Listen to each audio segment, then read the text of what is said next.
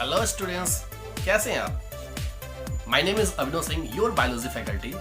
Welcome to my channel Abhinav Singh biology. In this channel, I make a lot of educational biology-based videos which are not only helpful for your board examinations but are also fruitful for the preparation of many other medical entrance examinations like AIIMS, JEEPMER, NEET, etc. So join my channel, subscribe my channel, share my videos, like and comment also. So let's begin. आप सभी बच्चों का इस channel में बहुत बहुत स्वागत है. In the previous video, we have already discussed about the anatomy and physiology of the stomach. If you have not seen the videos, then here I have given the links of both the videos related to stomach, so you may easily watch and improve your knowledge. In the current video, we have to discuss about the anatomy or the structure of liver. First of all, what is liver? So here you may easily observe the image of the liver. Liver is a digestive organ, but it cannot play a direct role in the process of digestion. It only supports the role in the process of digestion by the secretion of bile juice. Since the average weight of liver is almost 1.3 kilograms to 1.6 kilograms, it is 1.3 kilogram heavier in case of women's, whereas in case of males it is 1.6 kilograms in males. When we are talking about the size of the liver, the length of the liver is almost 7 centimeter in women, but is almost about 10.5 centimeter in case of males. Actually, liver is a reddish brown bilobed largest gland and of course the largest internal organ found inside our body. बच्चों, अगर हम liver की बात करें, liver जिसे हम हिंदी में यकृत कहते हैं, यह जो लीवर होता है यह हमारे बॉडी का सबसे बड़ा ग्लैंड है. यह हमारे बॉडी की सबसे बड़ी ग्रंथि है. और यह किस तरह का ग्लैंड है? एक्सोक्राइन ग्लैंड है. एक्सोक्राइन ग्लैंड का मतलब डक्टफुल ग्लैंड. डक्टफुल ग्लैंड यानी नली युक्त ग्रंथि है. इसके पास डक्ट्स मौजूद हैं. यह जो लीवर है, क्योंकि इस वीडियो में हम लोग लीवर के स्ट्रक्चर को डिस्कस कर रहे हैं, फिर नेक्स्ट वीडियो में हम लोग लीवर के फिजियोलॉजी यानी लीवर के फंक्शन को डिस्कस करेंगे कि लीवर कितने सारा काम करता है. हम लोग उसमें जानेंगे कि कैसे लीवर 150 से भी ज्यादा फंक्शन करता है. इसका मतलब लीवर जो है हमारे बॉडी का बहुत ही इंपॉर्टेंट और वाइटल ऑर्गन है. ठीक है, तो लीवर के स्ट्रक्चर को समझने के लिए यहां पर हम जो इमेज देख रहे हैं, सबसे पहले लीवर के लोकेशन को समझ ले. लीवर आखिर लोकेटेड कहां होता है? तो देखो, liver is located just beneath our diaphragm and it is located at the right side of the upper abdominal cavity just beneath the diaphragm. Diaphragm के बारे में आप जानते हो बच्चों कि डायफ्राम जो है यह मस्कुलर सीट होता है जो कि हमारे थोरेसिक कैविटी और एब्डोमिनल कैविटी को सेपरेट करता है. बस इसी डायफ्राम के नीचे लेफ्ट साइड से स्टोमक होता है और राइट साइड से लीवर लोकेटेड होता है. यह जो लीवर है जो कि बहुत इंपॉर्टेंट ऑर्गन है, इसे बाइलोब्ड स्ट्रक्चर कहा जाता है. यानी इसमें आप देख सकते हैं इस इमेज में लीवर के पास जो आगे का स्मॉलर ट्रायंगुलर जो स्ट्रक्चर आपको दिख रहा है, ट्रायंगुलर जो लोब दिख रहा है उसे लेफ्ट लोब कहते हैं, और जो बड़ा सा जो लोब आपको दिख रहा है उसे राइट लोब कहा जाता है. यह जो लेफ्ट लोब है वहां से एक डक्ट निकलता है जिसे लेफ्ट हिपैटिक डक्ट कहा जाता है, और राइट लोब से भी एक डक्ट निकलता है, उसे राइट हिपैटिक डक्ट कहते हैं. और फिर ये दोनों डक्ट आपस में मिलते हैं और मिलकर कॉमन हिपैटिक डक्ट का निर्माण करते हैं. फिर वह कॉमन हिपैटिक डक्ट जो है फिर गॉल ब्लैडर से निकलने वाले सिस्टिक डक्ट से मिलता है और कॉमन बाइल डक्ट का निर्माण करता है। फिर आगे कॉमन बाइल डक्ट जो है ये पैंक्रेटिक डक्ट से मिलता है और तब वह जिस डक्ट का निर्माण करता है उसे हम लोग हिपैटो पैंक्रेटिक डक्ट कहते हैं। और तब जाकर वह जो हिपैटो पैंक्रेटिक डक्ट है वो डियोडेनम में यानी स्मॉल इंटेस्टाइन के स्मॉलेस्ट और फर्स्ट पार्ट में जाकर मिल जाता है, ठीक है, जिसे डियोडेनम कहते हैं।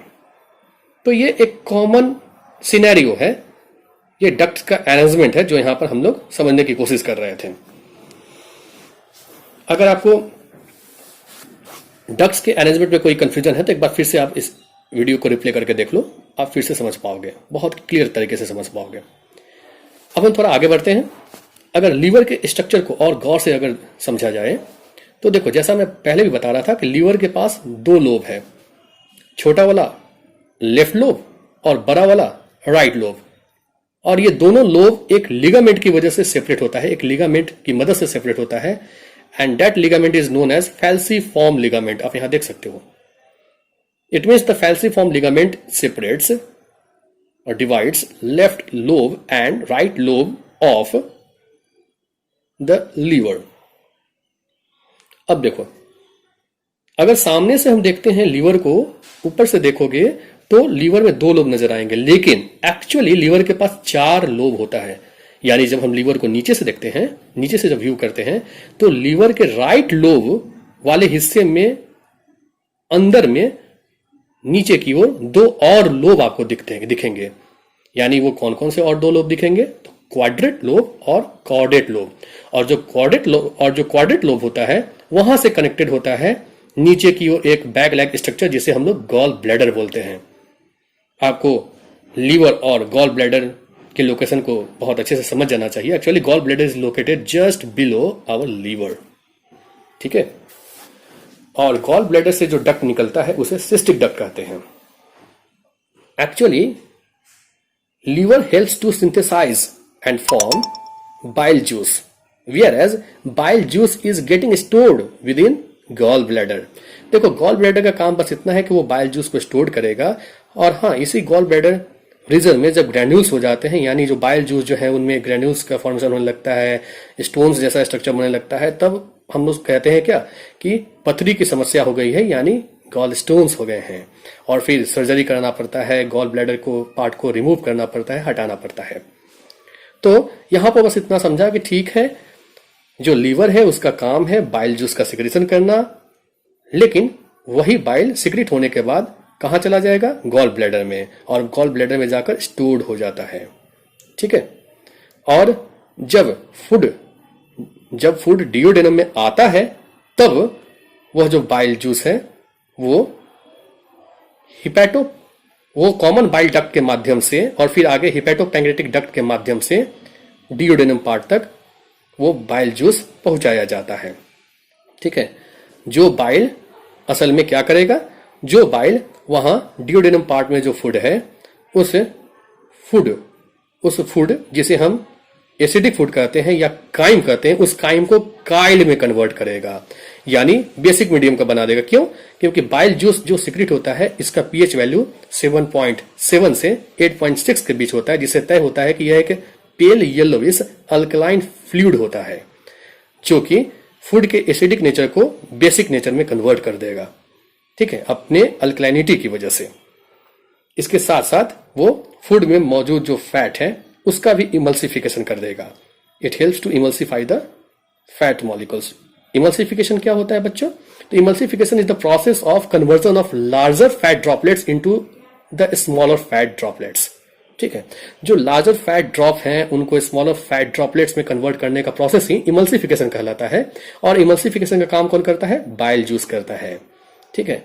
और बाइल जूस इस तरह से आगे जब जानेंगे हम लोग पैंक्रियाज के बारे में तो जानेंगे कि पैंक्रेटिक जूस में एक पैंक्रेटिक लाइपेज होता है जो कि फैट डाइजेस्टिव एंजाइम, उसको एक्टिवेट करने का भी काम यही बाइल जूस करता है, जिसकी वजह से फैट का डाइजेशन संपन्न हो पाता है डियोडेनम रीजन में, ठीक है।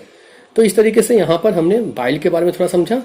अब एक्चुअली फिर से वापस लौट रहे हैं, हम स्ट्रक्चर को समझने की कोशिश कर रहे हैं, क्योंकि हमारा यह जो वीडियो है यह एक्चुअली लीवर के एनाटॉमी से रिलेटेड है। लीवर के स्ट्रक्चर को हम लोग डिस्कस कर रहे हैं यहाँ, ठीक है। तो यहाँ पर हमने अभी समझा कि लीवर के पास एक्चुअली 4 लोब हैं। ठीक है, ऐसे नॉर्मली हमें जानना था कि लीवर के पास 2 लोब होते हैं, इसलिए इसके बारे में कहा जाता है कि it is a bilobed structure. Liver के लोब्स के अंदर में भी कई सारे स्पेशल एरियाज होते हैं, स्पेशल रीजन्स होते हैं, जिन्हें क्लासिक हिपैटिक लोब्यूल्स या हिपैटिक लोब्यूल्स कहा जाता है। अब अगर हिपैटिक लोब्यूल्स की बात करें तो हिपैटिक लोब्यूल्स जो होते हैं, these are actually hexagonal in structure. ये हेक्सागोनल स्ट्रक्चर के होते हैं and it is surrounded by a collagen fibre known as Glisson's capsule. यानी ये जो क्लासिक हिपैटिक लोब्यूल्स होते हैं जो कि इन लीवर के लोब्स में पाए जाते हैं, उन हिपैटिक लोब्यूल्स को प्रोटेक्ट करने का काम कौन करता है? तो ये फाइबर्स करते हैं।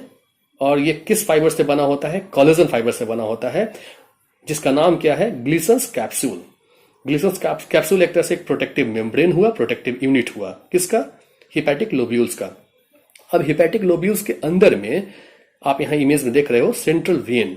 सेंट्रल वेन जो होता है ये असल में यहां पर नाम से ही पकड़ में आ रहा है कि ये वेनस पार्ट होता है, जहां पर वेन्स यहां पर आकर मिलेंगे, यहां पर आएंगे अंदर में पोर्टल वेन्स आकर यहां पर मिलेंगे।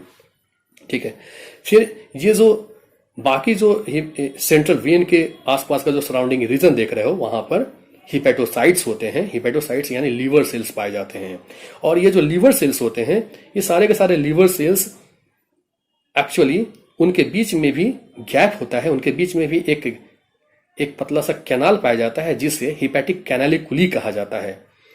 लीवर सेल्स का काम क्या है? बाइल जूस का सिंथेसिस करना, बाइल जूस बनाना, और बाइल जूस बनने के बाद इन्हीं कैनालिकुली के माध्यम से वो फिर पोर्टल ट्रायड में इंटर करेगा। अब पोर्टल ट्रायड क्या होता है? तो देखो, आप यहाँ पे इमेज में देख रहे हो कि ये जो हेक्सागोनल जो आपको बॉर्डर दिख रहा है, जिसे हम ग्लिसन्स कैप्सूल कहते हैं, ठीक है, उन सभी कॉर्नर्स पर आपको 3 डॉट आपको दिख रहे हैं। ये जो तीनों डॉट हैं, ये पोर्टल ट्रायड को रिप्रेजेंट कर रहे हैं। Actually portal triad is a combination और collection of 3 different systems. These are hepatic artery, hepatic portal vein and bile duct. यहां पर ये तीनों सिस्टम आपस में मिलते हैं। तीनों सिस्टम मिलते हैं मतलब एक्चुअली सोचो कि लीवर जब इतना इंपॉर्टेंट ऑर्गन है, तो यहां पर आर्टरी और वेन जैसे ब्लड वेसल्स का भी कनेक्शन होना चाहिए ना। तो बस यहां पर आर्टरी आकर जो जुड़ेगा, आर्टरी जो है यहां पर इस लीवर पार्ट से जब आकर जुड़ता है तो उसे हिपैटिक आर्टरी कहते हैं। और हिपैटिक आर्टरी जो है ये 25% ब्लड सप्लाई करता है लीवर को, और 75% ब्लड सप्लाई कौन करेगा? Hepatic portal when. Hepatic portal when 75% blood supply करके वो न्यूट्रिएंट्स को पहुंचाएगा लीवर तक। कहां से न्यूट्रिएंट्स को पहुंचाएगा? तो हिपैटिक पोर्टल वेन जो है वो बॉडी के जो इंफीरियर ऑर्गन्स हैं उन सभी से, जैसे नीचे के जो ऑर्गन्स होते हैं, जैसे लार्ज इंटेस्टाइन है, स्मॉल इंटेस्टाइन है, स्टोमैक है, स्प्लीन है, उन सभी वेन से कनेक्टेड होता है ये हिपैटिक पोर्टल वेन्स। यानी कहने का तात्पर्य है कि स्प्लीन रीजन से स्प्लेनिक वेन आएगा। स्प्लीन से कनेक्टेड जो वेन होता है उसे स्प्लेनिक वेन कहते हैं। जो स्मॉल इंटेस्टाइन या लार्ज इंटेस्टाइन से जो वेन कनेक्टेड होता है उसे हम लोग मेजेंट्रिक वेन कहते हैं, और स्टोमैक से जो वेन कनेक्टेड होता है उसे हम लोग गैस्ट्रिक वेन कहते हैं। ये सारे वेन्स कहां पर आकर सबसे पहले कहां पर आकर खुलते हैं? तो लीवर में आकर खुलते हैं। और लीवर में आकर खुलते हैं यानी इन सारे ऑर्गन से जो न्यूट्रिएंट्स है वो कहां तक आएगा? लीवर तक आएगा। और लीवर में फिर ये डिटॉक्सिफाई होगा। यानी लीवर का सबसे इंपॉर्टेंट काम क्या है? Detoxification of various nutrients. ठीक है, जो भी सारे जो टॉक्सिक सब्सटेंसेस होंगे वो सारे के सारे डिटॉक्सिफिकेशन होने के पश्चात, यानी लीवर समझो कि एक तरह से सर्विस सेंटर की तरह काम कर रहा है। ये पूरी तरीके से जो भी न्यूट्रिएंट्स हैं उनको डिटॉक्सिफाई कर रहा है। जो भी जर्म्स हैं, पैथोजेंस हैं, पूरी तरीके से जो भी जितने भी तरह के टॉक्सिक सब्सटेंस हो सकते हैं, उन सारे टॉक्सिक सब्सटेंस को ये पूरी तरीके से क्या करता है? ये डिटॉक्सिफाई कर देता है। जिसकी वजह से जब न्यूट्रिएंट्स अब पूरी तरीके से जब समझो कि फ्रेश हो जाएगा, तब जाकर फिर वो जो है फिर आगे इंफीरियर वेना कावा में हिपैटिक पोर्टल वेन खुलेगा, और इंफीरियर वेना कावा के थ्रू फिर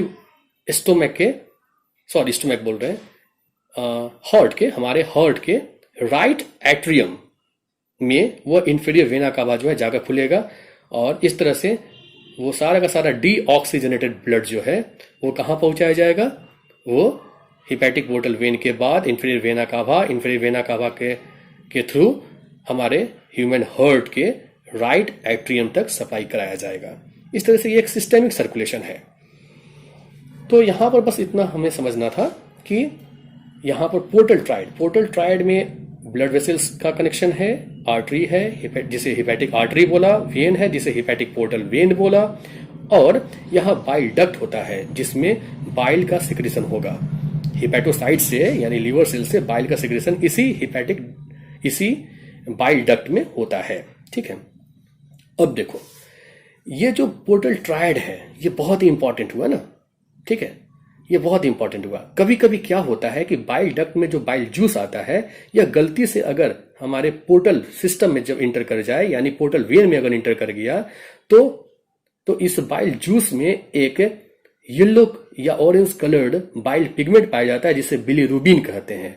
वह जो बिलीरुबिन है वो येलोविश होता है और वो पोर्टल वेन में जब इंटर कर गया गलती से, ठीक है, तो इन वेसल्स में इंटर करने के बाद, आर्टरी वेन में इंटर करने के बाद क्या हो गया कि वो फिर आगे हमारे हार्ट में चला जाएगा और पूरे ब्लड हमारे जो ह्यूमन सर्कुलेटरी सिस्टम है उसमें वो इंटर कर जाएगा। हमारे स्किन में भी कई जगह पर डिपॉजिट हो जाएगा। हमारा वह जो ब्लड है जब अल्ट्रा फिल्टर होगा कि हमारे किडनी रीजन में यूरिन का फॉर्मेशन वहां पर होगा, वहां भी ये बिलीरुबिन प्रेजेंट हो जाएगा, पहुंच जाएगा, और इस तरह से हमारे यूरिन का कलर भी येलोविश हो जाएगा, हमारा स्किन भी येलोविश टाइप का हल्का दिखने लगेगा। तो तब जो डिजीज होता है उसे हम लोग हिपेटाइटिस या हम लोग उसे हाइपर बिलीरुबिनेमिया के नाम से जानते हैं। ठीक है, यानी हिपेटाइटिस, आपने जॉन्डिस डिजीज के बारे में सुना होगा ना, जॉन्डिस के बारे में, तो ये जॉन्डिस जो है उसी बिलीरुबिन पिगमेंट के एक्सेसिव सिक्रीशन की या एक्सक्रीशन की वजह से हो पाता है। ठीक है, कॉज होता है। तो एक्चुअली देखो हिपैटिक टर्म जो है ना, हिपैटिक टर्म लीवर से रिलेटेड है। हिपैटोलॉजी यानी लीवर के बारे में जब स्टडी करेंगे तो उस बायोलॉजी के ब्रांच को हिपैटोलॉजी कहेंगे। अगर लीवर स्पेशलिस्ट डॉक्टर से मिलते हैं तो उसे हिपैटोलॉजिस्ट कहते हैं। कहने का मतलब हिपैटिक टर्म कहीं भी देखो तो आप समझ लो लीवर से कनेक्ट कर लो, उसे लीवर से रिलेट करके समझना होता है। ठीक है, तो इस तरह से अब हम एक और चीज समझो, ये जो हमारे हिपैटोसाइट्स होते हैं, इन हिपैटोसाइट्स में भी कई सारे कैविटीज प्रेजेंट होते हैं जिन्हें साइनोसॉइड्स कहा जाता है। और ये जो साइनोसॉइड्स होते हैं इनके चारों तरफ फैगोसिटिक कफर सेल्स पाए जाते हैं। ये जो कफर सेल्स होते हैं ये मोनोसाइट से बने होते हैं। मोनोसाइट से बने होते हैं यानी ये फैगोसिटिक नेचर के होते हैं, यानी जो भी जर्म्स हैं, जो भी पैथोजेंस हैं या जो भी डिसइंफेक्टेंट्स हैं उनको समझो कि पूरी तरीके से इनगल्फ करना, डिस्ट्रॉय करना, नष्ट करना, किल करना, इन्फेक्शन फ्री बनाना, ये इन्हीं कफर सेल्स की जवाबदेही होती है। ठीक है, तो चूंकि जैसे मैं चर्चा कर रहा था ना कि डिटॉक्सिफिकेशन का काम होता है, तो डिटॉक्सिफाई करने में कौन अहम योगदान देता है, कौन महत्वपूर्ण योगदान देता है, यही कफर सेल्स जो कि साइनोसॉइड्स के सराउंडिंग एरिया में प्रेजेंट होते हैं। ठीक है, तो बच्चों ह्यूमन डाइजेस्टिव सिस्टम के अंतर्गत लीवर टॉपिक को बेहतर तरीके से समझने के लिए हमें बाइल जूस के कंपोजिशन को भी समझना नितांत आवश्यक है। चलिए देख लेते हैं। Bile juice is actually secreted from the glands present inside liver. Liver जो कि एक एक्सोक्राइन ग्लैंड है, तो अगर एक्सोक्राइन ग्लैंड है इसका मतलब इससे कुछ सीक्रेट होना चाहिए। हाँ ठीक है, डक्टफुल ग्लैंड है, इसमें कई सारे डक्ट्स मौजूद हैं जिसके बारे में हमने अभी चर्चा कर लिया। तो जो भी डक्ट्स हैं उनके थ्रू सिक्रेशन जरूर होगा, लेकिन सीक्रेट क्या होगा, तो सीक्रेट होगा बाइल जूस। बाइल जूस का केमिकल कंपोजिशन क्या है, तो बाइल जूस में 97 to 98% वाटर होता है, 0.7% बाइल सॉल्ट्स होते हैं और बाकी में कुछ बाइल एसिड्स होंगे, बाइल पिगमेंट्स होंगे, कुछ इनऑर्गेनिक मॉलिक्यूल्स होंगे, है ना, यानी कई और भी तरह के आपको मटेरियल्स, आपको बायोमॉलिक्यूल्स आपको नजर आएंगे। लेकिन ये जो बाइल जूस है, अगर इसके बारे में हम लोग बात करें तो हमारे बॉडी में एटलीस्ट 600 ml से 1200 ml तक यानी 1.2 लीटर तक बाइल जूस डेली बनता रहता है, डेली फॉर्म होता है बच्चों। इस बाइल जूस में अगर हम बाइल एसिड्स की बात करें, यानी एक एक करके हम लोग बाइल एसिड्स, बाइल सॉल्ट्स और बाइल पिगमेंट्स के इंपॉर्टेंस को थोड़ा समझ ले। ठीक है, जिस बाइल जूस की हम लोग बात कर रहे हैं, पता है इसका पीएच वैल्यू कितना होता है? इसका जो पीएच वैल्यू है ये 7.7 से 8.6 के बीच होता है। अब यह जो पीएच वैल्यू है इससे ये डिटरमाइन होता है कि यह एक अल्कलाइन फ्लूइड है। Bile juice is actually a pale yellowish alkaline fluid. यह एक अल्कलाइन फ्लूइड है, इसका नेचर बेसिक होता है। यह बेसिक नेचर का होता है इसलिए ना ये एसिडिक फूड को डिओडेनम में पहुंचकर बेसिक नेचर का बना देता है, वहां पर ये उस काइम को काइल में कन्वर्ट कर देता है। तो यह जो बाइल जूस है इसमें जो बाइल एसिड्स होते हैं, आखिर वो कौन कौन से एसिड्स होते हैं? तो देखो उसमें कॉलिक एसिड्स होता है, उसमें टॉरोकॉलिक एसिड्स होते हैं, उसमें चीनो यानी टॉरोचीनो कॉलिक एसिड्स होते हैं, डिऑक्सी कॉलिक एसिड्स होते हैं, यानी कई लगभग 4 तरह के एसिड्स तो पक्का पाए जाते हैं। जैसे अभी मैंने बताया, cholic acid, deoxy cholic acid, taurocheno cholic acid, litho cholic acids. ठीक है, ये जो चारों कॉलिक एसिड्स जो होते हैं ये असल में करते क्या है? तो देखो असल में ये फैट और जो फैट मॉलिक्यूल्स हैं उनके डाइजेशन और एब्जॉर्प्शन में एक्सीलेंट रोल प्ले करते हैं। ये जो एसिड्स हैं यही सॉल्ट्स का भी निर्माण करते हैं। असल में ये जो एसिड्स हैं ये एक तरह से एक ऐसा मीडियम क्रिएट करते हैं जिसकी वजह से फैट का डाइजेशन सही तरीके से, जैसे कोलेस्ट्रॉल वगैरह है तो उसका सही तरीके से डाइजेशन या उसका एब्जॉर्प्शन बेहतर तरीके से हो पाए। ठीक है, तो बाइल सॉल्ट्स क्या होते हैं? बाइल सॉल्ट्स क्या करते हैं? देखो बाइल सॉल्ट्स में भी कुछ सॉल्ट्स प्रेजेंट होते हैं, जैसे sodium bicarbonate, sodium cholate, sodium taurocholate. ठीक है, ये सब कुछ ऐसे बाइल सॉल्ट्स होते हैं। ये करते क्या? तो bile salts generally supports in the process of emulsification of fat. Emulsification के बारे में जैसे हमने पहले ही समझ लिया है कि emulsification is the process of conversion of larger fat drop into a smaller fat droplets. ठीक है, बस ये फैट मॉलिक्यूल्स के साइज को वो कम करा देगा, बस ये फैट का कोई बायोलॉजिकल डाइजेशन नहीं कराएगा। ठीक है, ऐसा नहीं है कि लीवर में जो बाइल सिक्रेट हो रहा है इसके पास कोई डाइजेस्टिव एंजाइम है, ऐसी बात नहीं है। It does not contain any digestive enzyme, इसके पास कोई डाइजेस्टिव एंजाइम नहीं होता है। एकदम क्रिस्टल क्लियर कर लो बच्चों। ठीक है, बस इसका काम क्या है कि ये जो बाइल सॉल्ट्स हैं बाइल जूस के अंतर्गत ये फैट को इमल्सिफाई करेंगे, मतलब लार्जर फैट मॉलिक्यूल्स को इसके स्मॉलर फॉर्म यानी स्मॉलर साइज में कन्वर्ट कर देंगे। बस इतना ही सा काम है। ठीक है, और कोई दूसरा काम नहीं है। फिर अगर हम बाइल पिगमेंट्स की बात करें तो बाइल पिगमेंट्स में यहाँ पर 3 तरह के पिगमेंट्स होते हैं एक्चुअली, जैसे हीमोसिस्टेरिन होता है। ठीक है, जिसे रीयूज कर लिया जाता है क्योंकि उसमें आयरन होता है। ठीक है, लेकिन 2 इंपॉर्टेंट जो दूसरे बाइल पिगमेंट्स होते हैं थोड़ा उसकी हम लोग बात कर ले, जो कि बिलीरुबिन और बिलीवर्डिन होते हैं। अब ये जो बिलीवर्डिन और बिलीरुबिन है, बिलीवर्डिन ग्रीन कलर का होता है और बिलीरुबिन जो है ये येलो या ऑरेंज कलर का होता है। ये बाइल पिगमेंट्स असल में क्या है? ये जो बाइल पिगमेंट्स है ना, these are formed by the dissociation और द डिस्ट्रक्शन ऑफ आरबीसीज। ठीक है, जो रेड ब्लड सेल होते हैं, रेड ब्लड सेल में हीमोग्लोबिन है। हीमोग्लोबिन 2 चीज से बना है, हिम और ग्लोबिन से। तो जब हिम का डिस्ट्रक्शन होता है तो हिम के डिस्ट्रक्शन से आयरन और ग्रीन कलर्ड बिलीवर्डिन का फॉर्मेशन होता है, और यह बिलीवर्डिन पिगमेंट जो है ग्रीन कलर्ड पिगमेंट, यही biliverdin green coloured pigment oxidised होकर फिर येलोविश और ऑरेंज कलर का बिलीरुबिन पिगमेंट का निर्माण करता है।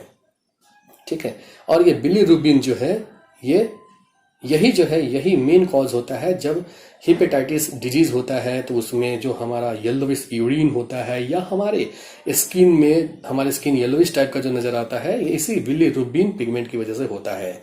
ठीक है, जॉन्डिस में इस तरह की समस्या के लिए अगर कोई पिगमेंट है तो ये बिलीरुबिन ही होता है।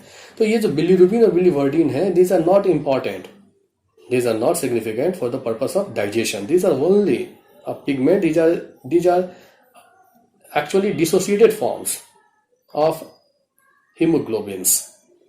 ठीक है, तो ये असल में क्या है? these are excretory products, ये आगे एक्सक्रीट हो जाने हैं, इनका कोई मेजर रोल नहीं है। ठीक है, ये बस कलर्ड पिगमेंट्स हैं। अब देखो, अब अगर हम बाइल के बारे में चूंकि हम लोग बात कर रहे हैं तो बाइल के सिग्निफिकेंस को हमने डिस्कस यहाँ पर किया है कि हाँ, बाइल जो है यही फैट को इमल्सिफाई करेगा, यही जो है एसिडिक फूड को बेसिक नेचर के फूड यानी काइम को काइल में कन्वर्ट करके देगा।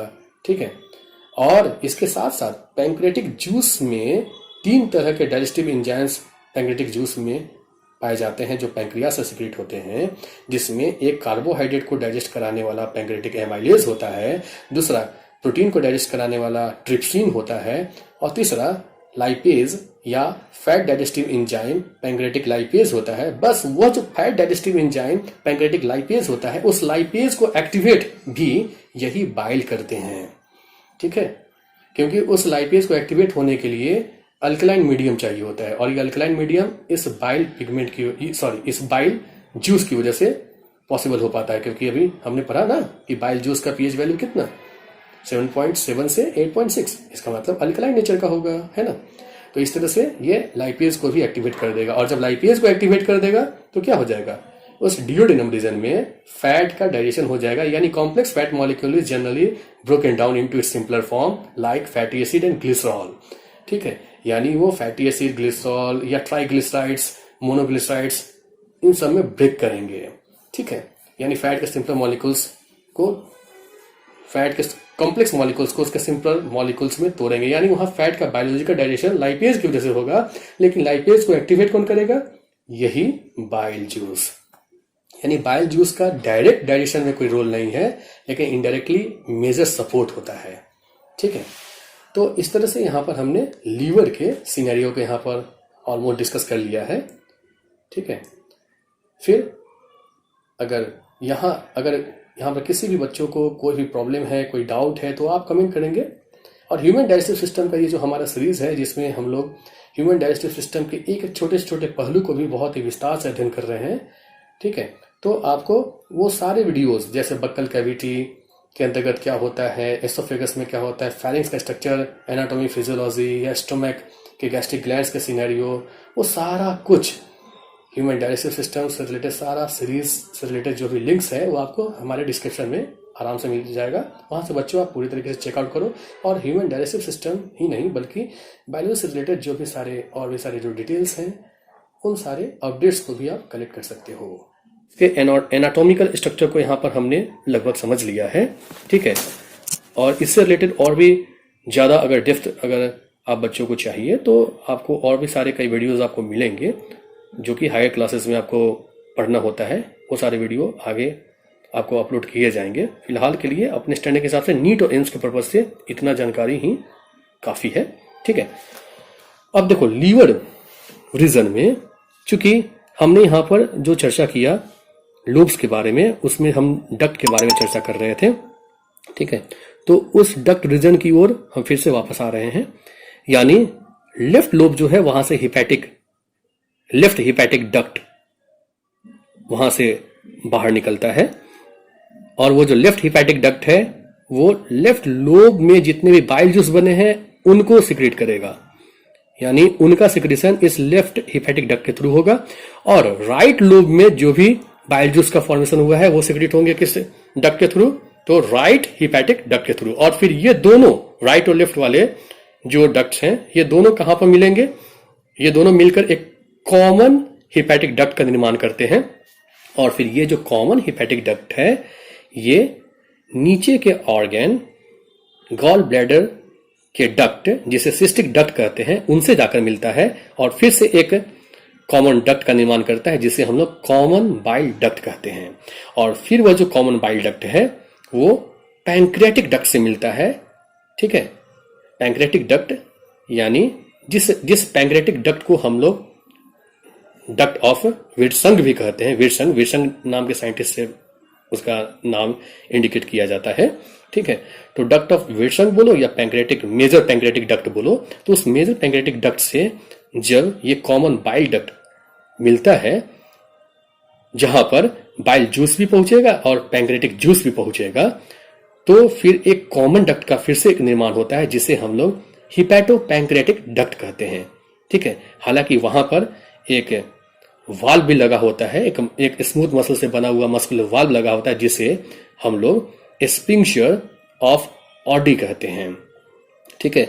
और फिर ये डक्ट, फिर ये हिपैटोपैंक्रेटिक डक्ट फिर आगे एक स्वेलिंग स्ट्रक्चर में खुलता है डियोडेनम में प्रवेश करने के पहले, जिस स्वेलिंग पार्ट को हम लोग एम्पुला ऑफ वाटर कहते हैं, एम्पुला ऑफ वाटर, ठीक है। और फिर जाकर सिंपल सा समझो कि वो डियोडेनम में फिर वो सिक्रीशन आगे चला जाएगा। कौन सा सिक्रीशन? पैंक्रियाज वाला पैंक्रियाटिक जूस और लीवर वाला बाइल जूस, ठीक है। तो इस तरह से हमने यहां पर लीवर के एनाटॉमी को डिस्कस किया है। अगर आप लोगों को यह वीडियो अच्छा लगा है तो कृपया लाइक कर दें। अगर यह चैनल आपने सब्सक्राइब नहीं किया है तो फटाफट सब्सक्राइब कर दो बच्चों, क्योंकि इससे बढ़िया ऑनलाइन प्लेटफॉर्म बायोलॉजी को इंटरेस्टिंगली बहुत ही बेहतर तरीके से समझने और समझाने वाला आपको नहीं मिलने वाला है। इसलिए बेहतर तरीके से समझने के लिए और अपने लाइफ को, अपने ह्यूमन बॉडी को, अपने सराउंडिंग को, जितने भी एनिमल्स हैं, जितने भी प्लांट्स हैं, उस पूरे एनाटॉमी और फिजियोलॉजी को बहुत ही बेहतर तरीके से समझने के लिए इस चैनल को फटाफट सब्सक्राइब करो, शेयर करो। कोई प्रॉब्लम है, कोई डाउट है, कमेंट करो, ठीक है। और हाँ, लाइक करना नहीं भूलना। जो बेल आइकन है वो बेल आइकन भी आप जरूर क्लिक कर देना, ताकि आपको हमारे फ्यूचर वीडियोस का नोटिफिकेशन फटाफट मिलता रहे, ठीक है। सो यहाँ पर हम लोग वीडियो को एंड करते हैं। इसके बाद के सेशन में हम लोग डिस्कस करेंगे कि ये जो लीवर है, लीवर में कौन कौन से काम होते हैं, लीवर का फिजियोलॉजी क्या है, लीवर के कौन कौन से फंक्शंस हैं। So thank you very much, thanks a lot.